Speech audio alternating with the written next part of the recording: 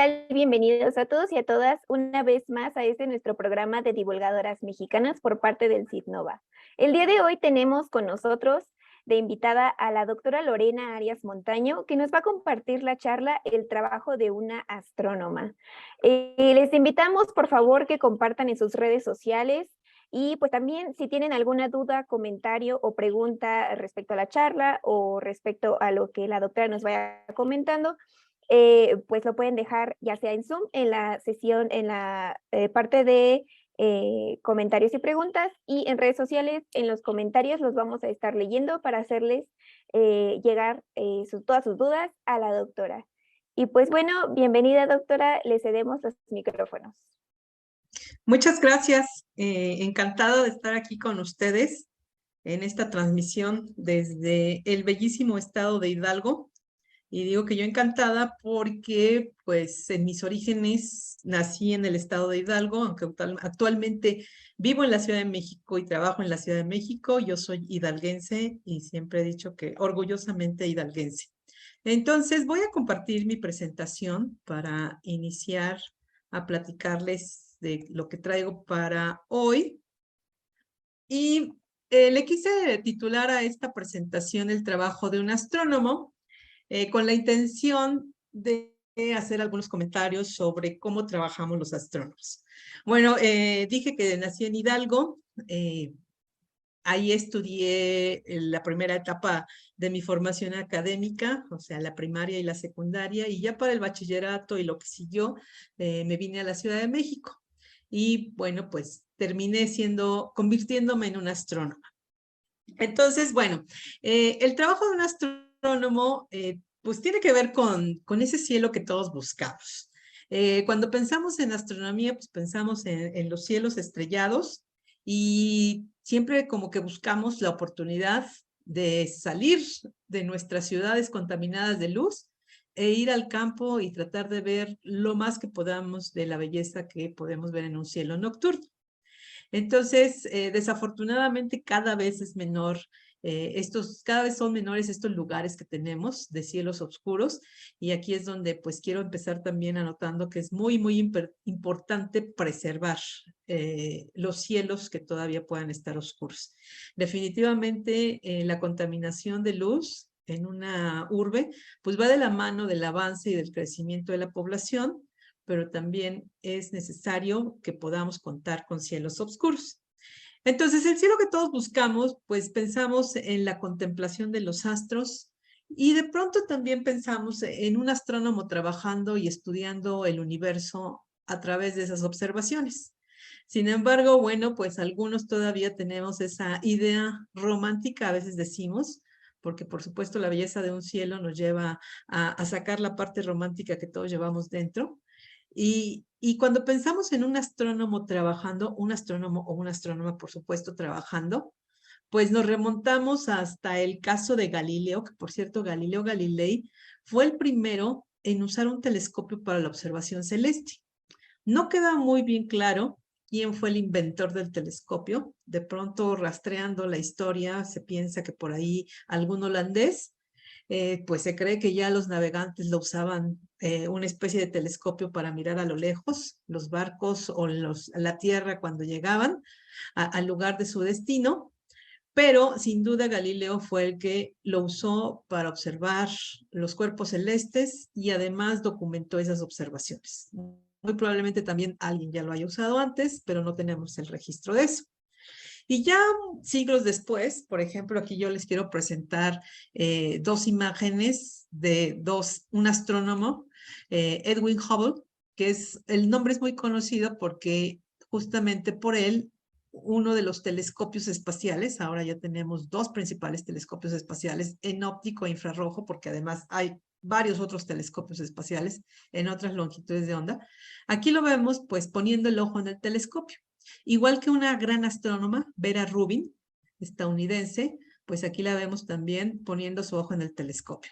Entonces, de pronto esa todavía es la imagen que se preserva del astrónomo o astrónoma trabajando, poniendo el ojo en el telescopio. Sin embargo, esto ya está muy lejos de la realidad.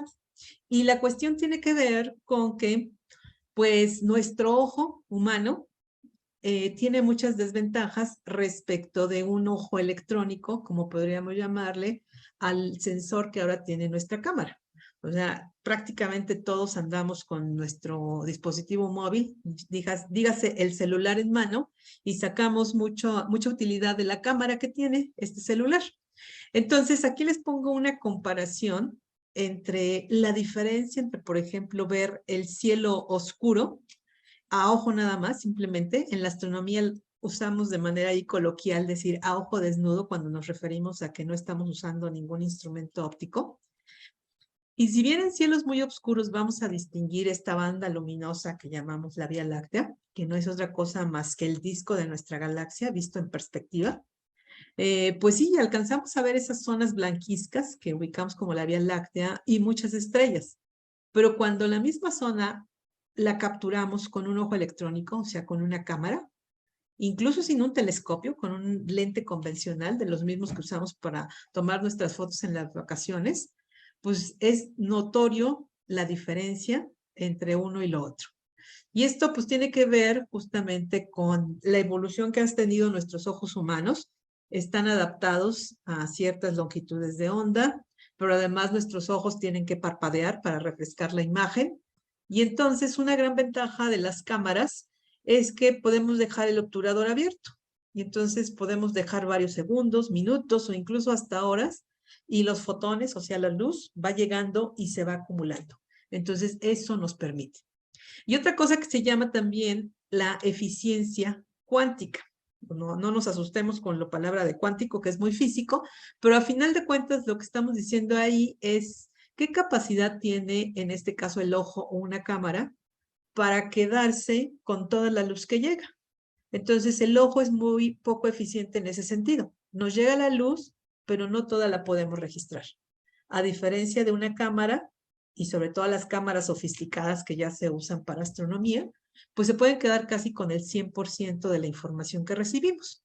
Entonces, es por esta razón, pues que la astronomía tuvo este salto desde los primeros astrónomos que empezaron a usar el telescopio y que cada vez fueron construyendo telescopios más grandes, que como en aquel entonces pues no existía la cámara fotográfica, tenían que hacer sus observaciones a ojo y tomando un registro, incluso dibujando, haciendo figuras, bosquejos de lo que veían. Y sobre todo en aquel entonces pues estaba descubriendo todo lo que no podían ver nuestros ojos y había una infinidad de cosas ahí por registrar y describir. Bueno, aquí les pongo otra imagen de la misma astrónoma Vera Rubin, que paradójicamente pareciera que aunque está haciendo estudios astronómicos, está poniendo el ojo, pero ahora en un microscopio, o algo parecido a un microscopio. En realidad sí es un microscopio porque, pues aquí hay que apuntar que el trabajo de un telescopio es hacer que lo que está muy lejos parezca como si estuviera más cerca. Pero en términos ópticos, un microscopio hace lo mismo, solo que lo que estamos observando es algo pequeñito. Entonces, en esta imagen lo que estamos viendo es a Vera Rubin, una astrónoma, que, bueno, pues ya en su tiempo existían las cámaras fotográficas, pero no las fotos digitales como las usamos actualmente. Entonces, lo que se hacía era poner una película fotográfica de esos rollos que los más jóvenes ya no les tocó conocer, pero que entonces se ponían ahí se registraba la imagen, pero por supuesto era una imagen muy chiquita. Entonces usaba este instrumento tipo microscopio para analizar la imagen que quedaba registrada en estas placas fotográficas. Bueno, entonces, pues con los años y la tecnología que ha ido en gran desarrollo, pues ahora tenemos muchas técnicas para usar los telescopios y a final de cuentas, pues estudiar el universo. Otra cosa muy importante que quiero comentar, que a veces rompe otra vez este esquema de lo romántico de la astronomía, pues es que estamos acostumbrados a que en las redes sociales, en los portales de muchos observatorios astronómicos, universidades o centros de divulgación, pues encontramos imágenes bellísimas de los cuerpos astronómicos. Pero aquí hay que apuntar que las imágenes, así como las conocemos, si bien son muy bonitas, nos dan información muy limitada. Apenas nos darían qué tipo de forma tiene la nebulosa o cuántas estrellas hay en la región. Pero cuando queremos tener información más precisa, como qué tipos de elementos químicos hay en esas regiones o a qué distancias están, y la distancia va de la mano de qué tamaño tienen las estrellas, qué temperatura tienen las estrellas, pues entonces estas imágenes bonitas ya no nos sirven mucho. Lo que tenemos que hacer para estudiar eso, pues es descomponer la luz que nos llega. Esta imagen es muy conocida para todos. Cuando hacemos pasar la luz del sol particularmente, que viene con todos los colores, y la hacemos pasar a través de un prisma, decimos que la luz se dispersa y se descompone en sus colores. Entonces, eso mismo hacemos los astrónomos con la luz de todos los cuerpos celestes. Los descomponemos en sus diferentes colores, pero muy especialmente en esa descomposición aparece información muy importante. Le llamamos líneas de absorción o líneas de emisión, porque esas líneas vienen justamente de los átomos que están emitiendo la luz o que la están absorbiendo. Y entonces, como decía antes, nos da información de lo que está compuesto el objeto. Aquí les pongo un claro ejemplo de cómo trabajamos los astrónomos. Por una parte, trabajamos con estas imágenes muy bonitas. Este objeto que les pongo aquí es uno de los que a mí me gustan muchísimo en términos del tipo de objeto, porque se llama una nebulosa planetaria. Y esto es en lo que va a terminar nuestra estrella Sol dentro de aproximadamente 5,000 millones de años, cuando ya no tenga suficiente hidrógeno para fusionar en su centro, que es a partir es el mecanismo mediante el cual genera la energía, que esa energía viaja hacia el exterior del Sol y desde ahí viaja hacia todos los confines del sistema solar y particularmente nos llega a nosotros aquí en la Tierra y gracias a eso tenemos vida. Pero como les decía, no hay que asustarnos porque falta muchísimo. Dentro de 5,000 millones de años, pues ya no va a haber ese material para generar la energía. Entonces, nuestra estrella, el Sol, va a tener una crisis energética y una de esas consecuencias es que las capas externas de la atmósfera del Sol se van a desprender en una especie de viento estelar, mucho más intenso del que tiene actualmente, y eso va a generar una bonita nebulosa. Se les llama nebulosas planetarias por una cuestión histórica, no porque tenga que ver con planetas propiamente. Cuando se empezaron a observar este tipo de cuerpos en los telescopios, era más o menos la época en que un astrónomo alemán, William Herschel, había descubierto el planeta Urano. Entonces, Urano se veía en el telescopio así como una pequeña manchita difusa. Y estos objetos también tenían esa apariencia. Entonces, cuando empezaron a observar este tipo de objetos, que ahora sabemos que son estrellas al final de sus vidas, pues pensaron que a lo mejor eran cuerpos como el recién planeta Urano, recién descubierto, y por eso le llamaron nebulosas planetarias. Posteriormente se dieron cuenta de que no eran planetas, sino que eran estrellas en estados avanzados de evolución, pero el nombre se les quedó. Pero lo que quiero aquí enfatizar es que les decía, por una parte tenemos la imagen muy bonita. Aquí, de hecho, en la parte central tenemos la estrella, que sería todavía el remanente, las partes centrales de esa estrella que alguna vez fue como el Sol, y las diferentes envolventes que la estrella fue lanzando conforme llegó a esta crisis de energía. Entonces, les decía, estas imágenes nos dan cuenta de cómo es la forma de la nebulosa, que para acá tiene una forma, para acá tiene otra, luego por acá es como si hubiera lanzado así como eyecciones en direcciones contrarias, que por cierto eso es muy común en muchos tipos de objetos. Pero les decía, hasta ahí nos podemos quedar. Los colores que no son propiamente, no le llamaríamos colores reales, porque una forma que tenemos los astrónomos de trabajar es con imágenes monocromáticas, o sea, sin color.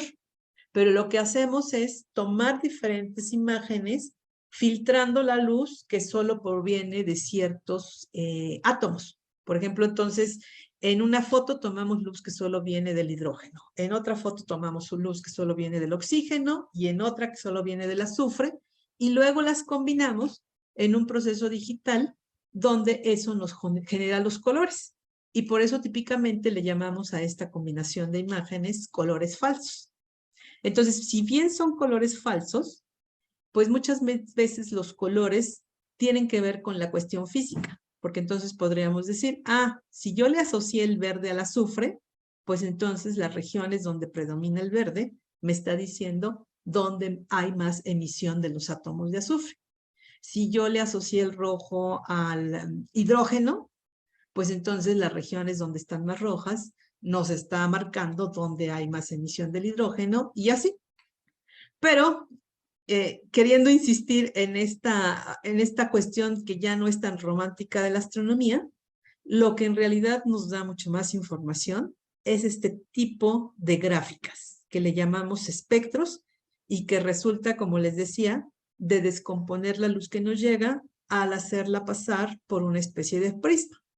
Entonces, por ejemplo, aquí, esto es como tener la huella digital de la nebulosa, ¿no? Acá nosotros los humanos tenemos una huella digital que es única de cada individuo. Y acá, de igual manera, cada átomo y además cada transición energética de los átomos nos dan una información muy particular en términos de en dónde está en esta gráfica, en términos de la longitud de onda. Entonces, cuando nosotros vemos, por ejemplo, estos picos que aparecen aquí de la nebulosa, podemos asegurar que esta emisión viene de átomos de oxígeno y que los que están por acá vienen de átomos de hidrógeno y los que están por acá a otras longitudes de onda vienen de átomos de nitrógeno. Entonces, esto es muy importante porque no solamente nos da la composición química de la nebulosa, sino que a lo largo de los siglos y las décadas recientes, pues los físicos teóricos se han encargado de decirnos justamente cuál es la causa física de estas emisiones. Entonces, gracias a eso, a veces podemos tomar el cociente de decir, bueno, si este pico que es de oxígeno es el doble de veces que es de este otro pico que también es de oxígeno, pues eso nos da información de la temperatura que hay en este gas. O si hacemos, le llamamos cocientes de líneas, de dividir una emisión entre la otra, también nos puede dar información de la densidad que hay en el gas.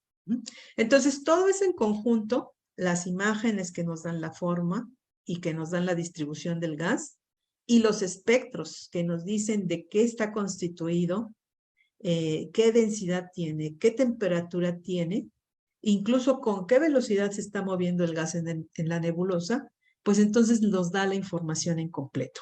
¿Sale? Bueno, entonces, pero no me quiero meter mucho con cuestiones físicas de lo que está sucediendo en la nebulosa. Como decía el título, yo lo que les quiero platicar un poquito es de esa parte que hacemos los astrónomos, en particular esta astrónoma que soy yo, cuando vamos a nuestros sitios de observación, los laboratorios que tenemos para observación. Ahora, particularmente les quiero platicar que yo, por una parte, vivo la astronomía desde el punto de vista de la investigación.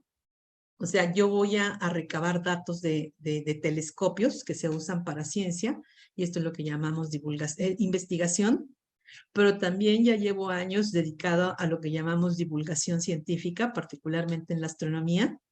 Este telescopio que ustedes ven en esta imagen, es un telescopio que tenemos en la Universidad Iberoamericana, que es el lugar donde yo trabajo.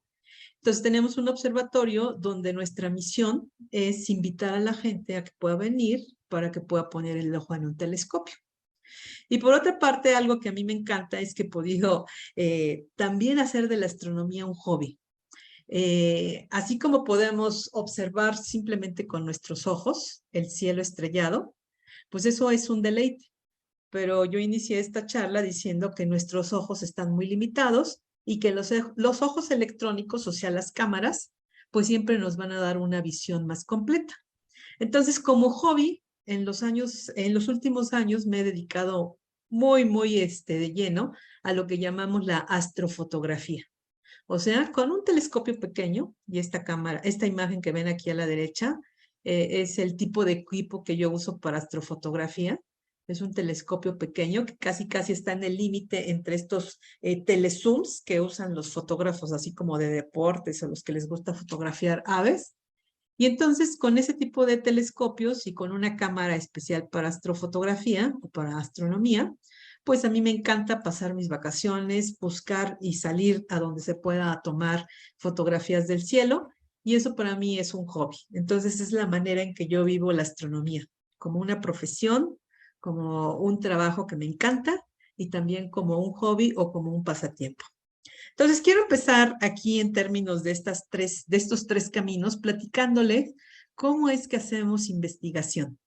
Ahora, primero que nada, un poco remontándome a mis orígenes, pues nunca sabemos cuándo nos llega la inspiración, sobre todo cuando somos niños o jóvenes o queremos elegir una carrera. A mí en particular, yo recuerdo de mi niñez Cielos Oscuros en Hidalgo, en mi lugar de nacimiento en Tepeji del Río, pero en aquel entonces, pues como que no me quedaba o no tenía en la mente la idea de que yo quería ser una astrónoma. A mí me llegó la inspiración con un profesor en el bachillerato, mi profesor de geografía, que nos platicó así muy, muy rápido para poner en contexto nuestro planeta y estudiar la geografía física, política, social, económica y todo. Pues nos platicó muy breve del sistema solar y del sistema solar en nuestra galaxia y nuestra galaxia en el universo. Y yo dije, eso se ve muy interesante y yo quiero ser astrónoma. Y entonces cuando pregunté qué tenía que hacer para ser astrónoma, me dijeron que no existía la carrera de astronomía como tal. Primero había que estudiar física y ya después una especialidad o un posgrado en astronomía. Y bueno, pues fue lo que hice. Y en ese sentido, ahora es algo que yo tengo muy, muy presente con la divulgación científica. O sea, creo que es muy importante ir con los niños jóvenes y también los adultos, ¿por qué no? Para decirles cuáles son las opciones que tienen y particularmente si se quieren dedicar a una carrera científica, particularmente la astronomía. Y eso es mucho de lo que yo tengo en mente cuando hago divulgación de la ciencia. Bueno, entonces, viendo la astronomía como una ciencia, pues cuando pensamos en ciencia estamos pensando en que a partir del método científico establecemos teorías y la ciencia de alguna manera es validar esas teorías. Dentro de la astronomía podemos pensar en dos ramas de esta ciencia. Lo que son los astrónomos teóricos que usan las leyes de la física y de alguna manera proponen las nuevas teorías, o los astrónomos observacionales, que son o somos los que vamos a los telescopios, tomamos datos, pero que a final de cuentas todo está en una comunicación entre todo. Porque a final de cuentas los astrónomos teóricos, por una parte, tienen que explicar las observaciones de los astrónomos que viajan a los telescopios, que van a los telescopios, y por otra parte, pues también podemos decir que los astrónomos pues están buscando evidencias de las teorías que proponen los teóricos. Entonces, al final de cuentas, no es que unos hagan nada más una cosa y otros hagan nada más otra cosa, sino que todo está en constante comunicación y tiene que ver una cosa con la otra. Entonces, yo particularmente me inclino más a la rama de los astrónomos observacionales, porque me encanta la observación del cielo y me encanta justamente ese proceso de observar y obtener datos para estudiar el universo. Entonces, de eso les quiero platicar un poquito. En México, particularmente, tenemos dos laboratorios. Bueno, tenemos varios, pero principalmente tenemos dos sitios donde los astrónomos mexicanos, y no solamente los mexicanos, porque como ya es común, hacemos colaboración con astrónomos de otros países, pero pensando en los telescopios que tenemos en territorio mexicano, hay dos. Uno que desafortunadamente yo todavía no conozco, que está en el estado de Sonora, en el desierto, y porque tenemos que buscar los cielos más oscuros para poner los telescopios, y no solamente cielos oscuros, sino también zonas que sean secas y que no llueva mucho, para que la probabilidad de tener condiciones de observación sean las mejores. Entonces, uno está en el desierto de Cananea, en Sonora, y el otro, lo que se llama comúnmente como el Observatorio Astronómico Nacional, o el OAN. Este es un observatorio nacional en el sentido pues, de que está al servicio de toda la comunidad astronómica nacional y, como les decía, también internacional, y que está, digamos, resguardado por la Universidad Nacional Autónoma Nacional. Este telescopio lo tenemos en la Sierra de San Pedro Mártir, en Baja California, que después, bueno, otro día les puedo platicar de toda la historia de cómo los mexicanos hemos tenido nuestros observatorios de uso científico, pero históricamente, muy resumido, después de Tacubaya, en la Ciudad de México, pues es obvio que las condiciones de la Ciudad de México ya no fueron útiles. Se puso un observatorio nacional en Puebla, en Tonantzintla, pero que nuevamente se contaminó mucho de luz. Y después de un estudio muy exhaustivo, encontraron este sitio en San Pedro Mártir, Baja California, que no solamente es de los mejores cielos de México, sino de todo el mundo. Entonces, es un sitio excepcional en términos de ser un cielo oscuro, con un cielo muy estable en términos de turbulencia del cielo, y también estar en un sitio alto que permite que sean condiciones de muchas noches sin lluvia y sin nubes. Entonces, ¿qué es lo que hacemos los astrónomos cuando queremos ir a recolectar datos en este telescopio? Bueno, de hecho aquí les pongo una fotografía del sitio. Este observatorio funciona desde la década de los 70 del siglo pasado. Me impresiona cuando digo siglo pasado y yo viví esas épocas de pronto. Entonces, pero bueno, desde los años 70 están en operación estos telescopios, que son tres principales. Este que es el más grande, tiene un telescopio con un diámetro de 2.1 metros. Después tenemos por acá otro telescopio, que es el segundo en tamaño, de 1,5 metros, y este que es el más pequeño de los tres, de 84 centímetros. Ahora, esta foto ya es un poco vieja en el sentido de que actualmente no hemos podido tener un telescopio más grande que este, pero se han instalado en estas zonas de por aquí, unos por acá, otros por acá y otros por acá, telescopios más pequeños que también nos están ayudando a el trabajo científico de los astrónomos. Bueno, pues entonces lo que hacemos los astrónomos es mandar una solicitud de decir, queremos hacer este estudio con este instrumento, con este telescopio, con este instrumento, queremos tal número de noches, estas son las fechas que nos convienen, este es el tipo de trabajo que queremos hacer, esta es la metodología que vamos a seguir, estos son los objetos que vamos a observar. Y entonces, con toda esa justificación, hay una comisión de asignación de tiempo de telescopio, que es la que se encarga de decir si nuestro proyecto, nuestra solicitud es válida, y entonces nos asignan el tiempo de telescopio. Entonces, en el mejor de los casos, nos llega la cartita diciéndonos de que sí, tenemos aprobado el uso del telescopio y el instrumento que queremos para hacer nuestros estudios. Y una de las grandes ventajas que tenemos aquí en México, en términos de ir a los cielos despejados, es que los astrónomos todavía podemos viajar a los telescopios y estar nosotros ahí haciendo nuestras observaciones. La tendencia cada vez es que en los telescopios, sobre todo los más grandes, hay un staff o un equipo del observatorio que se encarga de recibir las solicitudes y entonces hacer las observaciones, pero el astrónomo que hizo la solicitud, pues ya se queda en casita a esperar a que le manden las observaciones. Pero les digo, aquí todavía seguimos con esta costumbre de ir los astrónomos a los telescopios. Entonces, pues uno se tiene que preparar para el traslado al observatorio. Les decía que este telescopio está en Baja California Norte. Entonces, particularmente los astrónomos que vivimos en la Ciudad de México, pues primero nos tenemos que echar el vuelo, porque no, ir en autobús es terrible. Una vez yo tuve la loca idea desde Tepic viajar a Tijuana, porque dije, pues ya estoy casi a la mitad del camino, y fueron horas y horas y horas en un autobús que dije, nunca lo vuelvo a hacer. Entonces, bueno, lo que hacemos es tomar un vuelo, un avión, desde la Ciudad de México hasta Tijuana. Después de Tijuana, pues nos tenemos que trasladar a la ciudad de Ensenada, que es donde está la sede de la UNAM, del Instituto de Astronomía, que opera todo el Observatorio Nacional.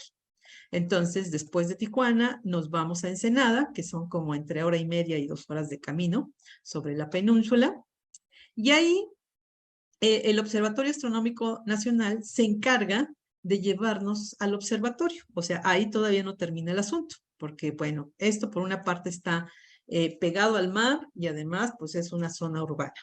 El sitio de nuestro telescopio está, les decía, en la Sierra de San Pedro Mártir, que es por acá, aquí a mitad de la península, como entre el Golfo de California o el Mar de Cortés y lo que sería el Océano Pacífico.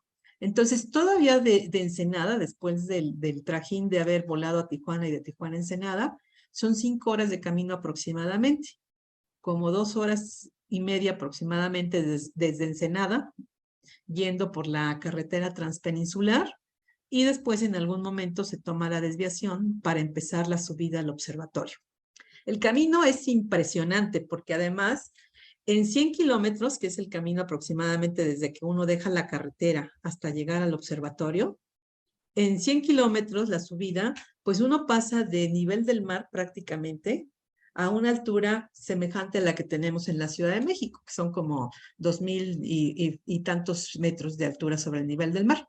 Entonces es impresionante cómo uno ve el cambio de vegetación, desde estar a nivel del mar y el típico desierto pegado al mar, típico de Baja California, hasta el bosque.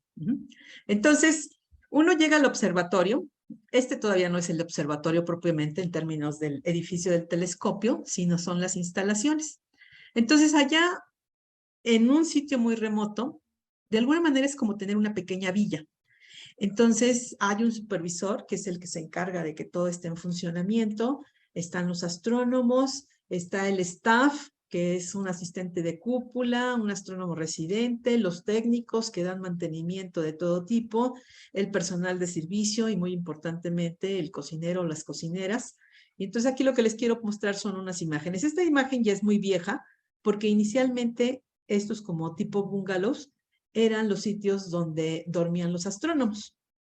Recientemente, hace unos 15 años aproximadamente para acá, se construyó un nuevo edificio, que es el actual, que pues pareciera así como tipo hotel, donde, bueno, pues están los dormitorios para los astrónomos, que se busca que estén los más retirados posible, porque acuérdense que los astrónomos trabajan de noche y duermen de día. Entonces, bueno, pero también están, por ejemplo, esta es una imagen del comedor. Y entonces, esto es como si tuviéramos un pequeño pueblito donde aproximadamente están ahí conviviendo entre astrónomos y todo este tipo de personal, aproximadamente 20, 25 personas. Entonces, cuando nosotros nos dicen que tenemos oportunidad de ir a hacer nuestras observaciones, pues típicamente son del orden de 5 noches, entre 5 y hasta 10 noches. Entonces, uno se prepara para ir típicamente una semana a pasar ahí las noches de observación.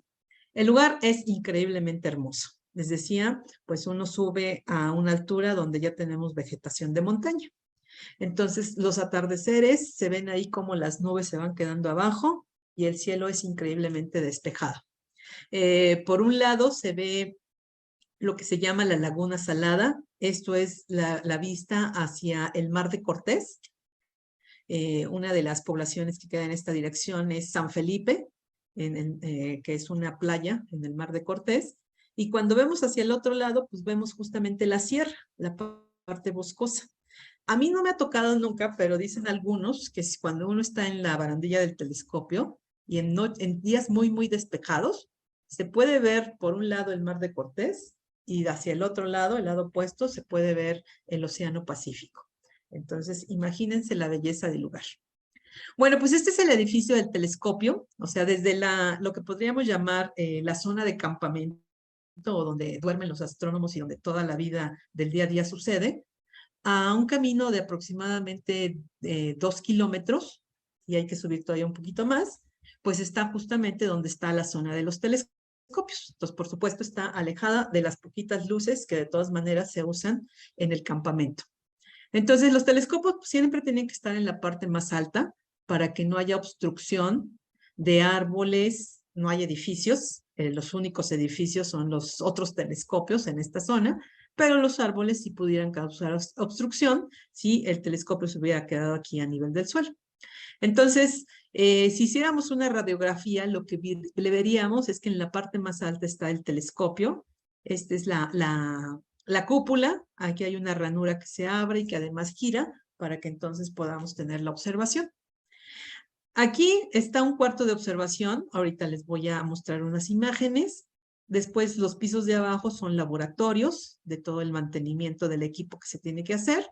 Y hasta acá abajo hay una cámara de aluminizado. O sea, el telescopio, después de cierto tiempo, se le tiene que dar un mantenimiento y parte de ese mantenimiento es, pues, reforzar el cubrimiento que tiene el espejo para que, pues, siga funcionando de manera muy óptima. Esta es una vista desde la parte más alta del edificio, que es donde está el telescopio. Esta del lado izquierdo está tomada con uno de estos lentes de ojo de pescado que se llama, para que se vea todo. Y entonces vean la estructura que es la que se encarga de mantener todo el peso del telescopio y además de darle el movimiento para que se pueda dirigir hacia donde nosotros queremos hacer la observación. Como les decía, lo más importante es que ya no ponemos el ojo aquí directamente, sino toda esta parte negra de aquí es el instrumento que está usando el astrónomo y la cámara que va pegada ahí a ello para que se puedan hacer las observaciones. El astrónomo en realidad, bueno, estas son otras imágenes. A mí, yo no me canso de tomar fotos cuando voy al lugar. Aquí, por ejemplo, tenemos, esta es la imagen de uno de los telescopios, de los otros 3 telescopios que les decía, el más pequeño. Y cuando nos toca la salida de la luna justo antes del anochecer, el espectáculo también es increíble. Estos son los cuartos de observación. Entonces, les decía, en esta realidad ya no tan romántica de que el astrónomo no está poniendo el ojo en el telescopio, sino en que en realidad está acá abajo en un cuarto de observación. Entonces, todo el telescopio, toda la cámara y todo el equipo, todos los instrumentos, pues están conectados electrónicamente a las computadoras que están en el piso de abajo y desde aquí se puede controlar totalmente todo el equipo. La gran ventaja de esto, pues, es que pues uno ya no tiene que estar en la intemperie, porque además en las noches y sobre todo en las noches de invierno, las temperaturas pueden ser muy bajas, de hasta menos 10 grados bajo cero, y entonces, pues, estar allá es bastante complicado. Entonces, uno incluso aquí puede poner un calentador, por si de todas maneras hace frío en el lugar, y entonces la cosa ya no es tan drástica. Entonces, les decía, en realidad, el control de la observación, en este caso, cuando yo voy y que soy la astrónoma, pues lo hago desde una pantalla de una computadora donde tenemos ahí todo puesto con botoncitos y uno puede controlar todo. Y esto, pues, por supuesto, es gracias al gran trabajo de los técnicos, los ópticos, los mecánicos, los electrónicos, que tienen trabajando todo ahí perfectamente. Por supuesto que de pronto hay pequeñas fallas, eso siempre funciona, pero justo para eso está el equipo ahí, para que uno pueda hacer el reporte e inmediatamente pues tratan de resolver el problema. Aquí lo que quise ponerles es un ejemplo de la región a observar, porque eso es algo muy importante de la observación. De pronto uno pudiera pensar que, pues porque estamos ya trabajando con tecnología ya muy moderna, pues uno simplemente le dice al telescopio, quiero observar tal región, automáticamente el telescopio se va ahí y entonces uno empieza a hacer su observación. Pero a veces la vida es un poquito más complicada porque como la región del cielo que está observando el telescopio es muy, muy pequeña, uno tiene que tener cuidado de que antes de lanzar sus horas de observación, pues uno esté en el lugar indicado. Y aquí les pongo un ejemplo. Entonces, de pronto uno llega con las regiones que queremos observar. Hay un catálogo del cielo que se llama la Carta de Palomar y ese es un ejemplo de ello, ¿no? Entonces, uno llega con su región que quiere observar. Y de pronto uno toma una observación ahí muy rápido, como para querer asegurarse que uno está en el lugar. Y entonces aparece esto. Y dices, pues esto de aquí no se parece en nada a esto de acá. Resulta que cuando uno invierte la imagen, la misma imagen de Carta de Palomar y la misma imagen corta que se tomó, simplemente que está invertida o reflejada como espejo, pues entonces aquí uno ya empieza a identificar que esta estrella brillante de aquí es esta, que estas 2 estrellitas de aquí son estas, y que otras estrellas de por acá ya le podemos encontrar la forma, así cuando vemos las regiones grandes del cielo que llamamos constelaciones, y decimos, ah, sí, ya estoy donde quiero hacer mi estudio, y entonces ahora sí ya le puedo lanzar 1 hora, 2 horas o lo que sea. Y entonces ya después de mucho tiempo de integración, pues entonces yo ya vengo con las imágenes de mi nebulosa o galaxia o lo que sea, y entonces ya las puedo tener acá para estudiar. Pero les digo que esto es muy importante porque uno no se puede lanzar la observación nada más pensando que el telescopio está donde queremos. Tenemos que asegurarnos muy, muy bien del que el telescopio está donde queremos para poder hacer nuestras observaciones que nos van a dar lugar a nuestros estudios. Y algo muy importante también es que el telescopio pues, tiene que ir siguiendo la rotación de la Tierra. Eso es algo muy importante, porque si no, pues las observaciones o las fotos nos van a salir todas movidas. Entonces, eso es algo muy importante que también los grandes telescopios, y de hecho todo telescopio de uso científico, o incluso los telescopios que se usan de afición, tienen que tener ya integrado un seguimiento para que el telescopio siempre esté apuntando y de la manera más precisa a lo que estamos observando y que las observaciones no nos queden todas movidas. Por supuesto que de pronto tenemos objetos no invitados.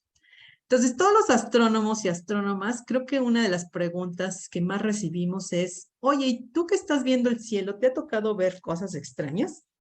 Y pues lo que típicamente decimos es, pues no, en términos de cosas extrañas, no. Pero lo que sí nos sucede cuando estamos tomando nuestras imágenes para hacer ciencia, pues es que tenemos objetos no invitados, como este de aquí. Y cuando decimos objetos no invitados, nos estamos refiriendo sobre todo a satélites que pasan por ahí y dejan su traza, o una especie de partículas que también se llaman rayos cósmicos, que dependiendo con qué inclinación nos llegan, los rayos cósmicos son partículas muy energéticas que se generan de diversas formas, pero que son partículas muy energéticas y que cuando llegan a nuestra atmósfera, pues pueden entrar en diferentes direcciones y a veces entran así perpendicularmente y dejan un puntito, pero a veces dejan una traza como esta también.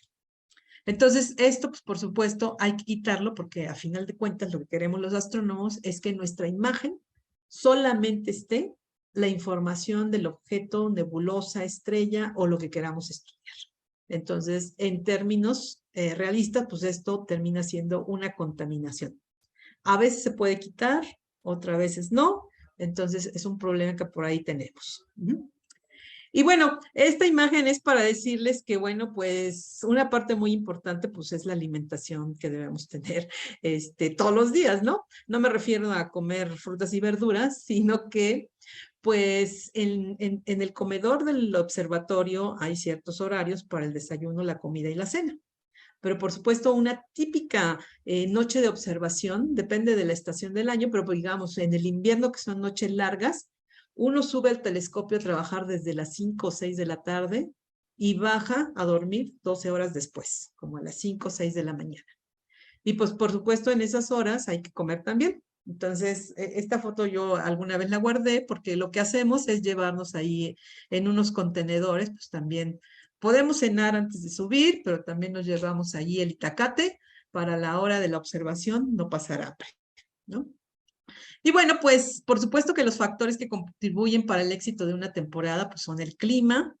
Decíamos que este es un lugar que tiene muchas noches despejadas, pero pues también nos puede tocar nubes y lluvia.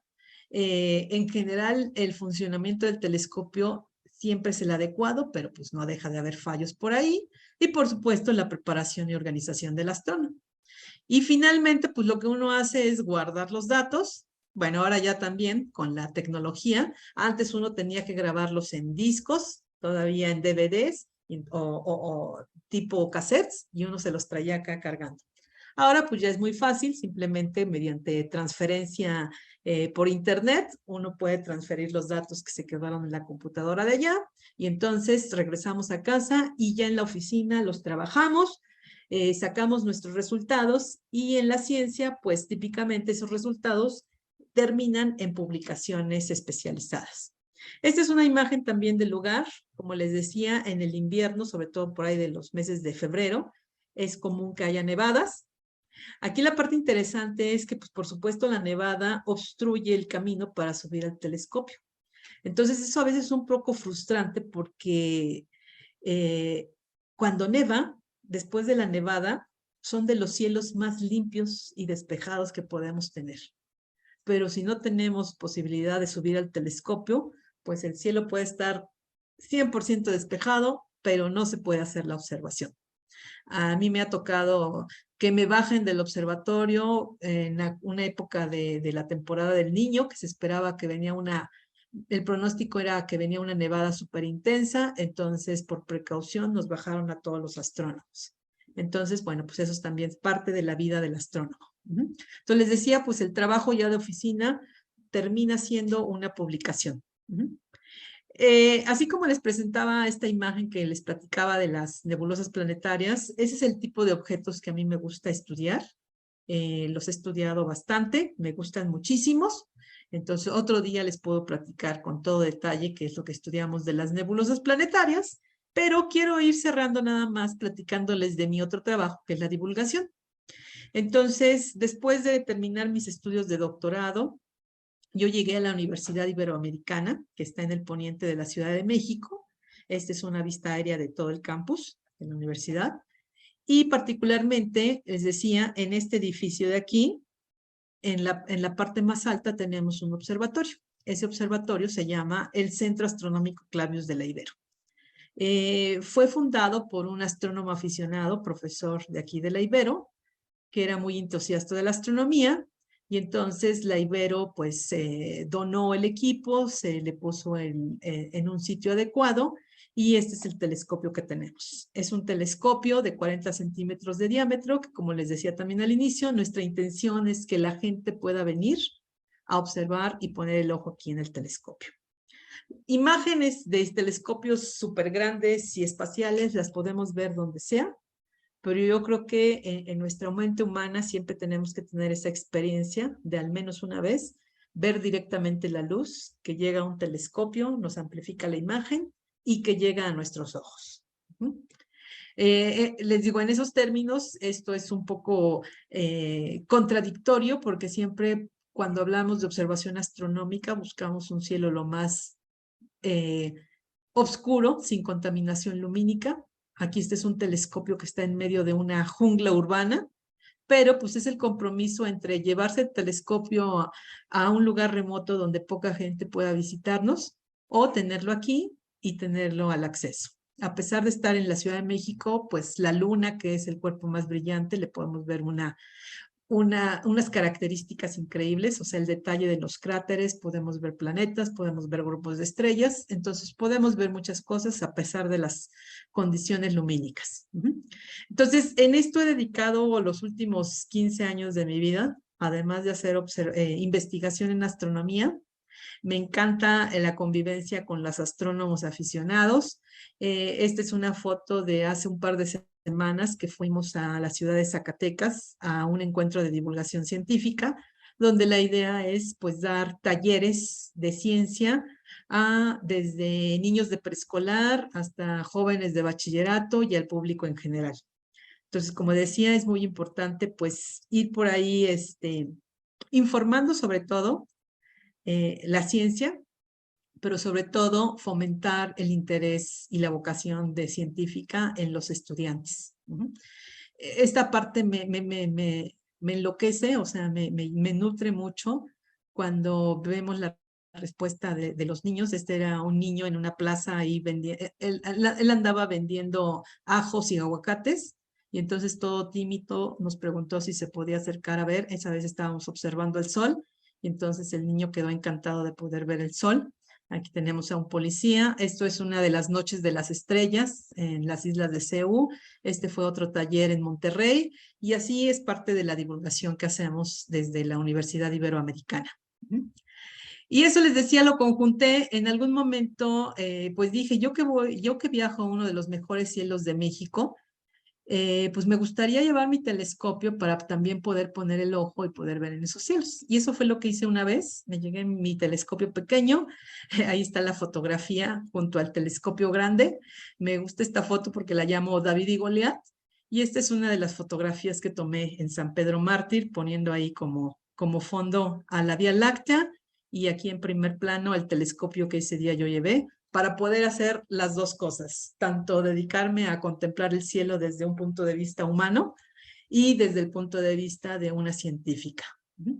Y les decía, pues en eso también últimamente aprovecho mis ratos libres y sobre todo mis noches libres a la astrofotografía, no como un fin científico, sino como un fin personal de disfrutar el cielo y de usar los recursos tecnológicos. Entonces, todas estas fotos que les presento aquí las he tomado incluso aquí en la ciudad o buscando cielos fuera de la ciudad para tomar estas fotos. En la pandemia me di a la tarea de pintar la bóveda celeste en la pared y dije, bueno, pues así como a veces en un mapamundi o en un mapa ponemos los sitios que hemos visitado como turistas, pues yo dibujé todas las constelaciones en mi pared y dije, pues voy a tomar ahí, voy a pegar, voy a imprimir y voy a ir poniendo las fotografías de las regiones del cielo que he tenido oportunidad de capturar. Entonces digo, esto para mí es un hobby que me llena, como yo siempre digo, son horas y horas de sana diversión. Y bueno, pues esto era lo que les quería compartir desde el punto de vista del trabajo que hace una astrónoma. Muchísimas gracias. Ese es mi correo. Y pues estoy aquí para las preguntas o comentarios que pueda haber. Claro que sí, doctora. Muchísimas gracias. Y pues bueno, aquí ya nos dejó su información para que nos podamos contactar con ella. Y pues sí, también tenemos, ya nos llegaron algunas preguntas por redes sociales, también por Zoom. Empezaremos con una en donde le mandan, le dicen muchas felicidades por la charla y nos preguntan cuáles son las principales barreras que ha tenido para realizar divulgación sobre astronomía en México. Bueno, una de las principales barreras, que no tiene que ver nada con lo social, es el clima. Porque nosotros cuando queremos ejemplificar todo, pues lo primero que queremos es mostrar la imagen que uno puede ver en el telescopio. Y, por ejemplo, el caso concreto de ahorita es que, pues, desde agosto no hemos podido hacer una sola observación. Nuestros días de observación, que son los lunes tras lunes, ha estado nublado, ¿no? Y en ese sentido siempre decimos, ay, pues lo que quisiéramos tener es un planetario, porque, bueno, pues es como, no es la opción real, pero es la opción simulada de lo que podemos ver en el cielo. Entonces, ese es un obstáculo que tenemos en la divulgación de la astronomía. El otro, que ya tiene que ver con cuestiones más sociales, es que cuando queremos acercar la astronomía a lo que llamamos los grupos más vulnerables y sobre todo comunidades o otra cosa, otros sitios, pues siempre son estos estereotipos que hay entre los científicos, así como parte dominante, o como que solo vamos y no contribuimos. Entonces, yo creo que esas son cosas que tienen que cambiar un poco. Y que nosotros también como divulgadores tenemos que verlo desde otra perspectiva, o sea, tenemos que ponerlo en el contexto de lo que queremos divulgar. Pero fuera de eso, pues yo creo que hacemos lo que nos gusta y tenemos la oportunidad de hacerlo a donde se nos presente. Sí, sí, claro, sí, el clima sí es algo con, pues no tan predecible. Sabemos que existe pues el clima, ¿no? O sea, de que podemos Sí. predecir hasta a cierto tiempo, pero pues las cosas pueden cambiar de un momento a otro. Y tenemos otra pregunta relacionada que nos dice, ¿la basura espacial llega a estorbar mucho a los telescopios? A los telescopios propiamente no, porque otra vez, como decía, la región que estamos observando del cielo es chiquitita. Y sobre todo los grandes telescopios. O sea, estamos hablando que los telescopios espaciales, el Hubble tiene 2 metros de diámetro, el que se acaba de lanzar, el James Webb, ya son 6 metros de diámetro, y aquí en la Tierra tenemos telescopios de 10, 15 metros de diámetro. Entonces, la región del cielo que vemos es tan chiquita que la probabilidad de que pase por ahí algo obstruyendo la visión es mínima. Sin embargo, pues sí representa otro tipo de riesgos. Por ejemplo, el problema no es tanto el tamaño de la basura espacial, sino la velocidad con la que se está moviendo. Entonces, si esas basuras espaciales de pronto impactan a los satélites o a los telescopios espaciales, pues sí les pueden causar gran daño. Desde el punto de vista de afición, de lo que yo hago como astronomía de afición y astrofotografía, o sea, me han tocado una infinidad de satélites, de aviones que se cruzan ahí en la foto, pero basura espacial, por ejemplo, nunca la he identificado. Y seguramente porque son cuestiones tan chiquititas que prácticamente no meten ruido. Ok, ok, muy interesante. También nos dicen, excelente charla, doctora, muchas felicidades. ¿Qué medios utiliza para mantenerse actualizada en temas de nuevas tecnologías para la astronomía? Y también nos pregunta que con qué frecuencia los telescopios sufren alguna actualización en sus componentes para ser más potentes. Bueno, la actualización, aquí sí, la mejor herramienta que podemos tener son las comunidades de aficionados, bueno, de personas que se dedican a la actividad. Porque entonces, una cosa muy bonita de los astrónomos es que les encanta compartir. O sea, no son egoístas en el sentido de que dices, pues yo ya logré poner a funcionar mi equipo y si el otro está sufriendo, no le voy a decir cómo hacerlo. No, no, no. Aquí algo que me encanta es que todo es compartir, compartir, compartir. Y si de pronto dicen, pues yo ya logré esto y lo hice con impresora 3D para amarrar el telescopio y la cámara, si quieren aquí les paso los planos para que ustedes lo puedan hacer y todo eso. Entonces, la gente comparte, comparte, comparte y es la mejor manera de mantenerse actualizado. O me dicen, ya me compré este equipo, ya lo probé, se los recomiendo, funciona así. Entonces, todo el mundo comparte lo que hace. Entonces, es para mí la mejor manera de mantenerse en actualización de lo que está saliendo. Ahora, ¿qué tan rápido son estas actualizaciones? Pues cuando estamos hablando de astronomía, como que tenemos dos partes muy importantes y que aunque funcionan de manera independiente, a final de cuentas es parte de lo mismo. Uno es la parte mecánica, que tiene que ver con el soporte del telescopio y lo que lo va moviendo, y otra parte es la óptica, que es el telescopio mismo. Entonces, en términos de telescopios, pues el telescopio que teníamos desde hace 20 años, pues se puede seguir funcionando, pero le podemos adaptar cada vez un mejor tripié, un tripié más estable, algo que lo haga que vaya siguiendo perfectamente. Entonces, no es tan rápido como el teléfono celular, que hoy compramos uno y mañana ya salió el nuevo modelo, pero sí, cada cierto tiempo uno podría actualizarse. Sin embargo, uno puede mantenerse trabajando con el equipo durante varios años. Pues muy bien, la verdad es que es muy bien porque pues esos no son materiales como de que sean muy fáciles de, pues muy accesibles, ¿no? Por eso no todos los lugares tienen telescopios, entonces pienso que pues muy bien y muy mal, ¿no? Porque pues quisiéramos Sí, nosotros ya ver el sol tal cual como es y lo quisiéramos ver con mucha claridad, pero pues qué bueno porque así ya no se tiene que hacer como un mayor esfuerzo, no se tienen como que tener este problema de los recursos para poner otro observatorio y todo esto, ¿verdad? sí, desafortunadamente nuestra historia es que, bueno, pues llevamos ya 50 años o más de 50 años con nuestro telescopio de 2 metros, que es el mayor tamaño. Ha habido más de un proyecto por al menos tener un telescopio de 6 metros, pero pues el problema siempre ha sido el apoyo, el recurso dedicado a la ciencia, ¿no? Cosa que ya conocemos, la historia que ya conocemos. Entonces, seguimos esperando a que en los próximos años nos llegue finalmente el nuevo telescopio, pero bueno, pues hacemos lo que podemos con lo que tenemos, eso es lo importante. Así es, mientras adaptándole, pues ¿Mm? como usted lo mencionó, mejor tripié, mejores lentes ópticos, etcétera. Y pues bueno, ¿de qué manera o qué alternativa propondría usted para incentivar más la cultura astronómica en la sociedad? Bueno, primero que nada es pues tener a disposición centros como el que tenemos aquí, donde digo, lo que nos importa es que la gente venga a poner el ojo en el telescopio.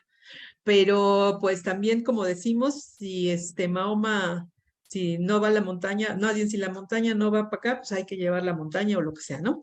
Ya me hice bolas, pero lo que quiero decir es, bueno, pues nosotros podemos invitar a la gente a que venga, pero lo que nos encanta también hacer, y eso es en lo que hay que trabajar mucho, pues es llevar a los telescopios a la gente que no tiene acceso. Eso es yo creo que lo principal. Lo segundo, pues es también muy importante, los que somos muy dados, bueno, yo ahí no me incluyo tanto, a usar redes sociales, pero sobre todo los jóvenes tienen que tener un compromiso y una conciencia de lo que comparten, sobre todo de notas astronómicas. Mucho de lo que se comparte en términos de astronomía, pues como sabemos es fake, y entonces a veces el trabajo del divulgador se centra en tener que estar desmintiendo cosas. Entonces yo creo que hay que tener mucho cuidado de la información que leemos, aprender a discernir entre lo que es y no es, y también trabajar para que no se esté publicando cosas que no son ciertas. Y sobre todo, pues ir con los más pequeños, con los niños que están ávidos y tienen las pilas bien puestas y que son como esponjas, que todo lo absorben. Entonces, llevarle la información de manera atractiva para que ellos digan, újale, esto está súper interesante y esto es lo que yo quiero hacer en mi vida profesional. Y voy a investigar cómo le hago, pero esto es lo que quiero hacer. Entonces, yo creo que en eso nos tenemos que centrar, sobre todo en los más pequeños. Excelente. Bueno, pues muchísimas gracias, doctora. La verdad es que fue un placer tenerla aquí con nosotros, dándonos esta charla muy interesante. Y pues bueno, también agradecemos muchísimo a todos nuestros asistentes, los que nos estuvieron viendo por las redes sociales y por Zoom. Les recordamos que esta charla, para los que no la pudieron ver completa, va a estar disponible en las redes sociales de Citnova y también, bueno, ya sea en Facebook, en YouTube, para que pues puedan volver a revivir esta tan interesante charla. Y pues los invitamos dentro de 8 días, el próximo lunes. También tendremos nuestro programa de divulgadoras mexicanas. Nuestra invitada será Julia Salgado, que nos va a presentar la charla Efectos positivos de la divulgación en niñas, niños y adolescentes, muy relacionado con lo que nos está mencionando la doctora Lorena, que pues es muy importante comenzar con los niños, las niñas y los adolescentes, los jóvenes, para pues incentivarlos y atraerlos a esta cultura científica. Muchísimas gracias a todos, muchísimas gracias, doctora, y que tengan excelente Muchísimas tarde gracias a todos. ustedes y muchas gracias. Hasta luego. Hasta luego, buena tarde.